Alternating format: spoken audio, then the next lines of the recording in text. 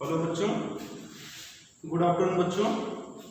हम लोग आज इकाई 4 भौतिक एवं रासायनिक परिवर्तन पढ़ेंगे। इस इकाई में भौतिक परिवर्तन, उदाहरण एवं उपयोग, रासायनिक परिवर्तन, उदाहरण एवं उपयोग, क्रिस्टलीकरण, इसमें जो टॉपिक हमारे यही हैं इनके बारे में हम लोग पढ़ेंगे। आज दैनिक जीवन में हमें अपने आसपास बहुत से परिवर्तन दिखाई देते हैं। उदाहरण के लिए माँ आपसे शरबत बनाने के लिए पानी में शक्कर घोलने के लिए कहती है। शक्कर का विलयन बनना एक परिवर्तन है। इसी प्रकार दूध से दही जमना भी एक प्रकार का परिवर्तन है। कभी कभी दूध खट्टा हो जाता है, दूध का खट्टा होना भी एक परिवर्तन है। खींचा हुआ रबर बैंड किस परिवर्तन को प्रदर्शित करता है? व्यापक रूप से ये परिवर्तन दो प्रकार के होते हैं। व्यापक रूप से परिवर्तन होते हैं, वह दो प्रकार के होते हैं, भौतिक परिवर्तन एवं रासायनिक परिवर्तन। आइए पहले हम भौतिक परिवर्तन के बारे में जानें कि भौतिक परिवर्तन है। भौतिक परिवर्तन में पदार्थ का रूप बदल जाता है। जो भौतिक परिवर्तन है इसमें सिर्फ पदार्थ का रूप बदल जाता है, परंतु कोई नया पदार्थ नहीं बनता है। भौतिक परिवर्तन में सिर्फ पदार्थ का रूप बदल जाता है, लेकिन नया पदार्थ नहीं बनेगा। यहाँ पे देखो इसमें दिया है पदार्थ केवल क्या बदलेगा? पदार्थ का केवल रूप बदलेगा, किंतु कोई नया पदार्थ नहीं बनेगा। कोई नया पदार्थ नहीं बनता है। पदार्थ का रूप बदल रहा है, किंतु कोई नया पदार्थ नहीं बनता है। भौतिक परिवर्तन के पश्चात सामान्यतः पदार्थ की पूर्व स्थिति पुनः प्राप्त की जा सकती है।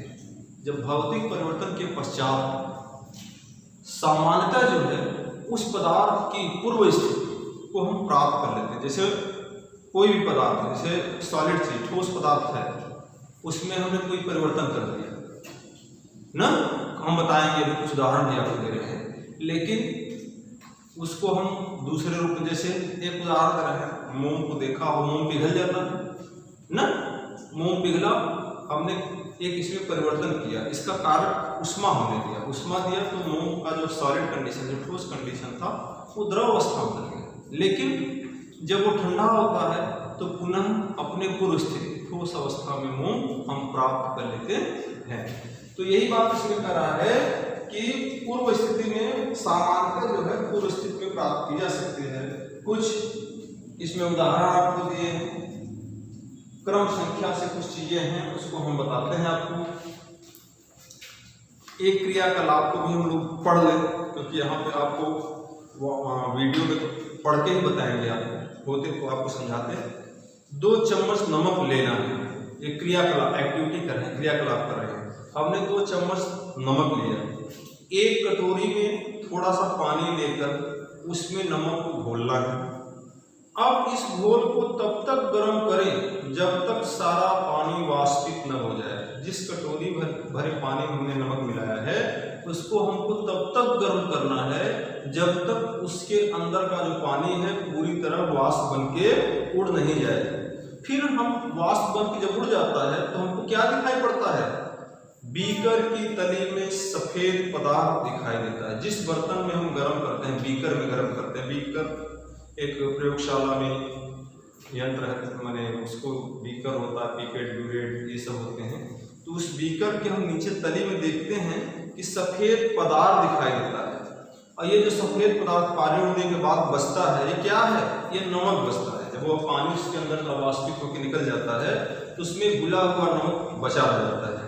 अब इसी प्रकार एक चीनी मिट्टी का प्याली में मोम का एक ठोस टुकड़ा लेकर, ठीक है, पिघलाएंगे।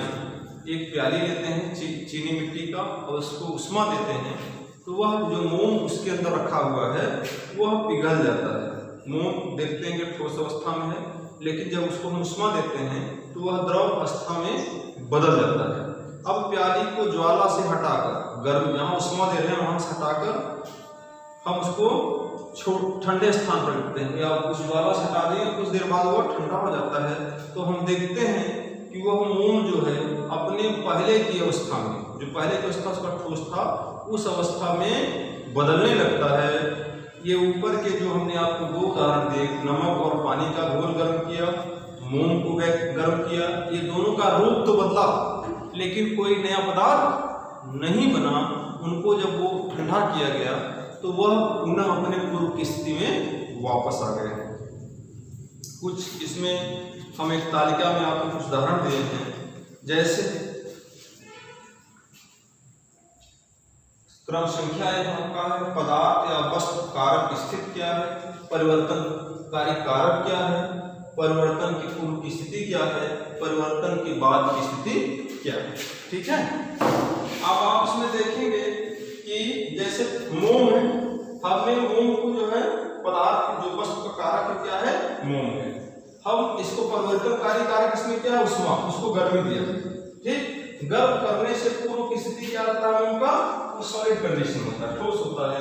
लेकिन जब हमने इसको उष्मा दिया तो परिवर्तन के पश्चात की स्थिति क्या हुआ है, किस अवस्था में बदल गया, द्रव अवस्था में बदल जाता है। इसी तरह जल है, जल को हम फ्रीजर में ठंडा करने पर, हम फ्रीजर में रखते हैं, फ्रीज होता है घर में, फ्रीज में फ्रीजर होता है, हम जब उस फ्रीजर में पानी को रखते हैं तो फ्रीजर में रखने से पूर्व की स्थिति जल की क्या होती है, द्रव अवस्था में होता है। लेकिन फ्रीजर में रखने के बाद की स्थिति क्या होता है, वह किस अवस्था में बदल जाता है, ठोस अवस्था में बदल जाता है। इसी तरह नमक है, नमक को हमने आर्द्रता की स्थिति, जहाँ नमी वाला स्थान हो वहां पर रखते हैं तो नमी में रखने से पहले नमक किस कंडीशन में था, सॉलिड कंडीशन, ठोस अवस्था में था। लेकिन जब वो नमी की आर्द्रता के संपर्क में आता है तो उसकी स्थिति बदल जाती है, परिवर्तन के बाद की जो स्थिति इसकी होगी द्रव कंडीशन में हो जाएगा। इसी तरह ओस की बूंद को आपने देखा होगा, सुबह सुबह आप खेत या घर के बाहर निकलते हैं, ठंडी के दिनों में आप उसकी बूंद को देखते होंगे, जब उसके परिवर्तनकारी कारक का जो सुबह होता है, सूर्य का प्रकाश निकलता है तो वह ओस की बूंद सूर्य के प्रकाश से निकलने से पूर्व द्रव अवस्था में होता है। लेकिन जो ही इसके सूर्य का प्रकाश पड़ता है वह वाष्प के रूप में बदल जाता है, वाष्प के रूप में चेंज हो जाता है।